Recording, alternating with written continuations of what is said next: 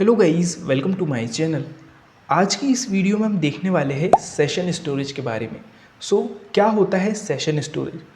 Session storage automatically deleted data when the user closes browser और tab the device. So first of all, जैसे local storage की help से हम data को store कर सकते थे ब्राउज़र में, उसी तरीके से सेशन स्टोरेज की हेल्प से हम डेटा को स्टोर कर सकते हैं ब्राउज़र में।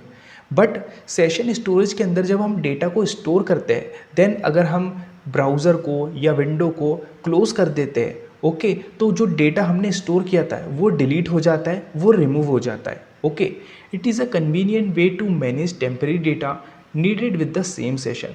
सो सेशन स्टोरेज का इस्तेमाल किया जाता है टेम्परेरी डेटा को स्टोर करने के लिए उसी सेशन के अंदर। Session storage capacity up to 5 to 10 MB, और जो कैपेसिटी होती है सेशन स्टोरेज की वो 5 टू 10 MB होती है। आई होप क्लियर हो गया होगा क्या होता है सेशन स्टोरेज, बट इसको हम और अच्छी तरीके से समझते हैं। फॉर एग्ज़ाम्पल, आप एक अज्यूम कीजिए, फॉर एग्ज़ाम्पल हमने एक वेबसाइट पर विज़िट की flipkart.com पर। जैसे ही आपने flipkart.com पर विज़िट किया, ओके, आपने इंटर किया, तो आपका जो सेशन है वो स्टार्ट हो चुका है। ओके, देन आपने जो भी एक्टिविटी की वो आपके सेशन स्टोरेज के डेटा में स्टोर हो गई।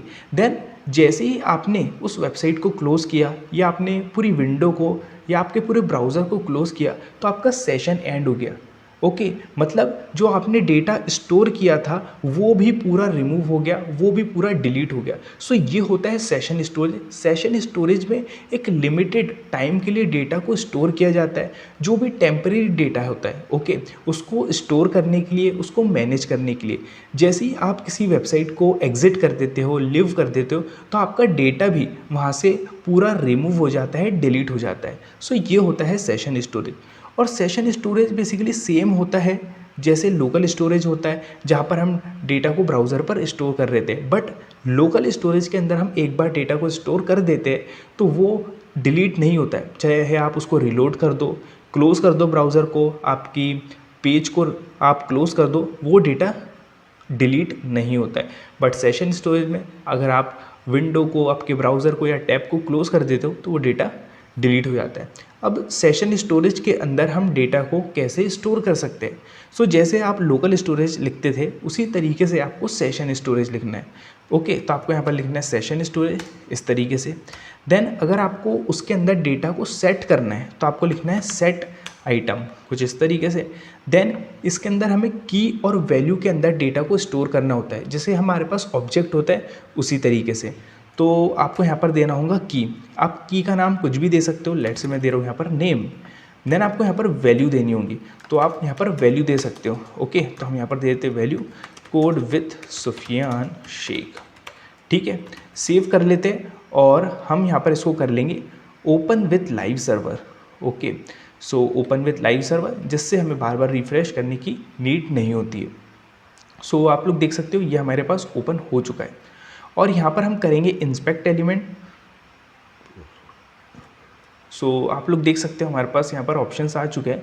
आपको इस प्लस पर क्लिक कर देना है और आपको जाना है एप्लीकेशन के अंदर। ओके, देन आपको यहाँ पर दिख रहा होगा लोकल स्टोरेज, सेशन स्टोरेज। तो हमने लोकल स्टोरेज को देख लिया है। अगर आपने लोकल स्टोरेज वीडियो नहीं देखी है तो आप देख सकते हो, बहुत ही इन्फॉर्मेटिव और इंटरव्यू के पर्पज़ से ख़ास तौर से बहुत ही इंपॉर्टेंट वीडियो। तो आप देख सकते हो, उसका लिंक आपको डिस्क्रिप्शन में और आई बटन पर मिल रहा होगा। तो देखिए आपको सेशन स्टोरेज दिख रहा है, इस पर आपको क्लिक कर देना है तो इस तरीके से ओपन हो जाएगा। देन इसके ऊपर आपको क्लिक कर देना है।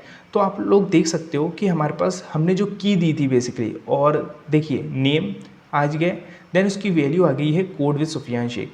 और इसके अंदर हम की वैल्यू पेयर के अंदर डेटा को स्टोर कर सकते हैं। आप लोग देख सकते हो यहाँ पर दिख रही की, यहाँ पर दिख रही है हमारी वैल्यू। इसके अंदर हमें की वैल्यू पेयर के अंदर डेटा को स्टोर करना होता है। ठीक है, इसी तरीके से आप इस डेटा को सेट किया हमने, इसी तरीके से आप इसको गेट भी कर सकते हो। ओके, अगर मैं इसको गेट करना चाहूँ डेटा को, console.log में हम गेट कर लेते हैं। तो हम क्या करेंगे, एक वेरिएबल बना लेंगे और एक वेरिएबल में स्टोर कर लेंगे डेटा को, गेट डेटा। ठीक है, देन आपको यहाँ पर लिखना है session storage dot gate item. Okay, क्योंकि हम गेट करना चाहते हैं तो आपको यहाँ पर सिर्फ की का नाम लिखना है। गेट करने के लिए आपको सिर्फ की का नाम लिखना है। तो की का नाम क्या है हमारे पास, नेम। ओके, और जो भी हम डेटा गेट कर रहे हैं मैं उसको कंसोल पर दिखाना चाहता हूँ।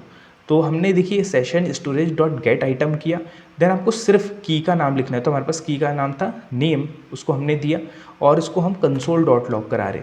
तो अब जो हमारे पास डेटा बेसिकली गेट होगा वो हमें कंसोल पर दिखना चाहिए। तो हम कंसोल पर चलेंगे तो आप लोग देख सकते हो कोड विद सुफियान हमारे पास प्रॉपरली दिख रहा है। तो इस तरीके से हम डेटा को गेट कर सकते हैं, सेट कर सकते हैं और आप डेटा को रिमूव भी कर सकते हैं। ओके, देन आप उसको पूरा क्लियर भी कर सकते हैं। ठीक है, तो इसी तरीके से हमारे पास इसके अंदर होता है रिमूव आइटम नाम से। तो हम बोलेंगे session storage dot remove item. ये क्या करता है, वो आइटम को रिमूव कर देता है। तो इसके अंदर आपको भी सिर्फ की देना है। तो ये क्या करेगा, उस आइटम को, उस की को रिमूव कर देगा। तो देखिए जो हमारे पास की थी नेम और उसकी जो वैल्यू थी वो यहाँ से रिमूव हो चुका है। और क्लियर आइटम से क्या होगा, जो हमारे पास डेटा है वो पूरा क्लियर हो जाएगा। ठीक है, मैं यहाँ पर नेम 1 कर देता हूँ और हमने रिमूव आइटम को दिख लिया, इसको कमेंट कर देते। तो अभी हमारे पास यहाँ पर 2 डेटा आना चाहिए, नेम 1 और नेम 2। ठीक है, और आप देखिए अगर आप इसके अंदर कुछ अपडेट करेंगे तो ये उसको ओवरराइट कर देगा, ये अपडेट कर देगा। सेव करेंगे तो देखिए आपके पास यहाँ पर अब ये अपडेटेड आएगा, कोड विद सुफियान शेख 2 आ चुका है। ठीक है, आप इसको क्लियर भी कर सकते हो। तो देखिए हम लिखेंगे session storage dot clear. Okay, इस क्लियर के अंदर भी आपको बेसिकली की देना होती है, आपको की देना होती है किसको, आपको क्लियर करना है।